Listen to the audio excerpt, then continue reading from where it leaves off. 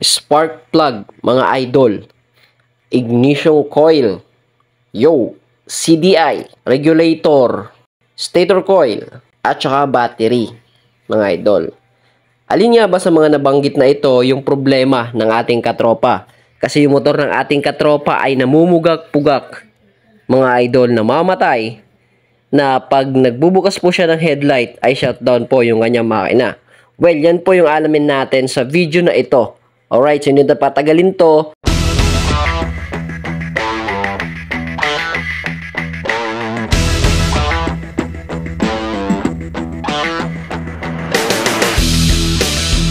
Good evening po sa inyong lahat, mga katropa. Welcome back po ulit para sa ating panibagong video. Where for today's video, mga idol, no, ay sasagutin lang po natin yung katanungan sa atin ng ating katropa. Kasi medyo mahaba po yung katanungan niya. Kaya gagawa na lang natin ng short video, yung paliwanag natin dito sa kanyang katanungan. Ito po yung katanungan niya. Ayan, tignan niyo po dyan. No?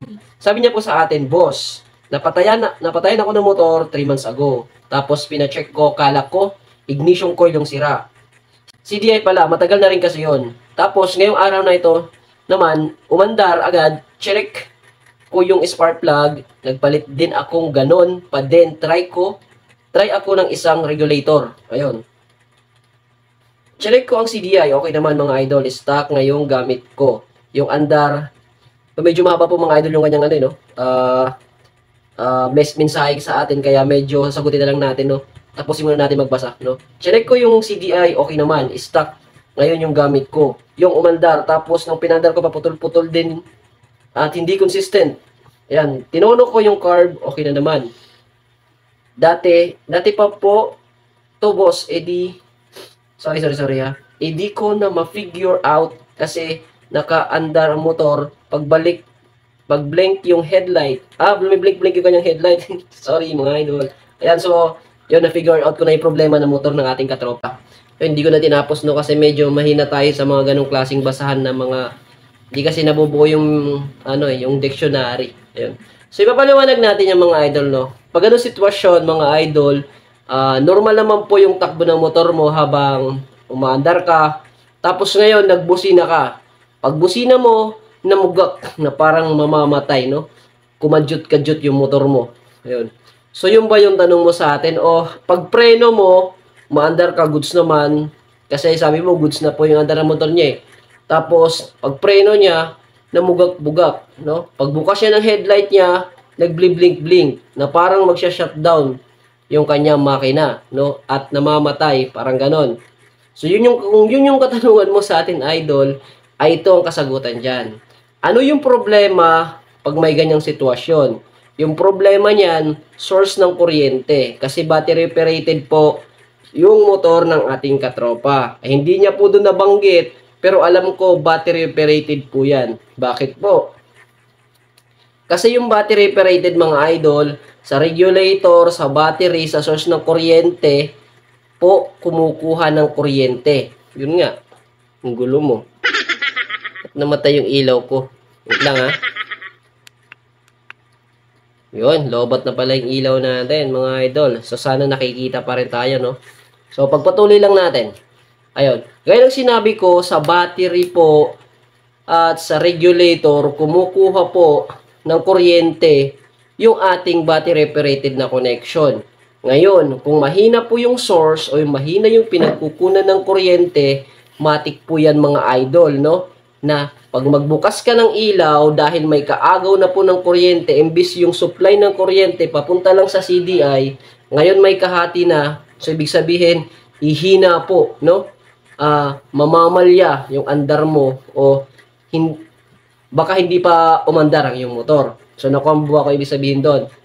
Ngayon, mga idol, kung malakas naman ang iyong battery, no? Kung malakas yung battery, ay hindi mo ito ganong mararanasan, no? Goods po yan. Pero paano nga ba i-check kung ano yung may problema doon? Kung battery nga ba o si regulator? Kasi gaya ng sabi ko, silang dalawa po yung source ng kuryente. Nasusundan nyo ba ako doon, mga idol? Alright, so ganito muna yung gawin mo, idol. About po sa problema ng motor mo, no? Walang battery muna, mga idol. Tapos, pandarin mo. Ayan. Tapos, pag pinandar mo, kuha ka ng test light. I-check mo yung accessories wire o yung positive revolution mo. Ayan mga idol. Pag yan po ay masyadong maliwanag, high voltage po yan, no? May tama na yung regulator. Pag yan po ni revolution mo na kunting ilaw lang yung nagaganap, ibig sabihin, mahina na rin po yung kuryenteng sinusupply ng iyong regulator. So, may problema ang iyong regulator. Ayan mga idol. So, yun po yung unang gawin mo, no? Okay? So, ngayon naman, may senaryong ganito. Goods lahat.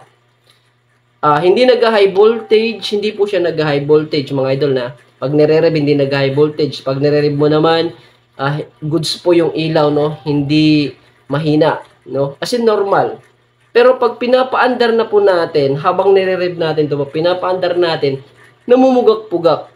May ganito kasing, may ganito kasing problema, no? Ng ating motor. Saan nakukuha niyo ako doon, ha? Sa sinabi ko. Yung may problema naman dyan, regulator pa din. No? Kailangan niya naman ngayon ng suporta ng battery. No? Lalong-lalo na yung mga aftermarket na regulator, yung mga bumili ka ng bagong regulator. No? Bago na po yung regulator mo. At tapos, nasunod mo naman yung tamang installation kung paano ito magkabit. No? Bago na yan. Nirev mo siya. Ganon, namumugak-pugak gaya ng sabi ko. Pero goods po yung mga kuryente niya, no? Goods po yung kuryente. Ang may problema pa rin dyan, yung regulator pa rin. Hindi po siya totally match. No, kailangan niya ng suporta ng battery. So, may chance naman na original po yung regulator mo, pero may ganong klaseng scenario na sinasabi ko. Goods po siya, normal naman po yung kuryente, tapos hindi nag-high voltage, pero pag revolution po, pugak-pugak. Try mo pa rin, lagyan po siya ng battery. No? Salpakan mo siya ng battery. Ayun, no?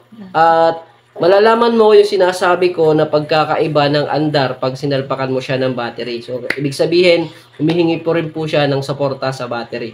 So, may mga senaryong ganun mga idol. So, ayan. So, inuulit ko sa idol natin, no? Sana nakuha mo yung paliwanag natin. Doon po sa problema na binahagi mo sa atin. Sa mga katropa natin dyan, baka maranasan nyo yung ganitong klaseng sitwasyon o problema ng ating idol. Sana may nakuha kayong tips at kaalaman sa video na ginawa natin. Okay? So, kung may katanungan pa kayo mga idol, mag-comment lang po kayo dyan. At kung may na-miss kayo sa sinabi ko, ay balikan nyo lang po yung video. Ayan, at huwag nyo kalimutan i-subscribe yung ating YouTube channel, papalo ng ating FB page. So, maraming salamat po sa lahat ng mga suporta.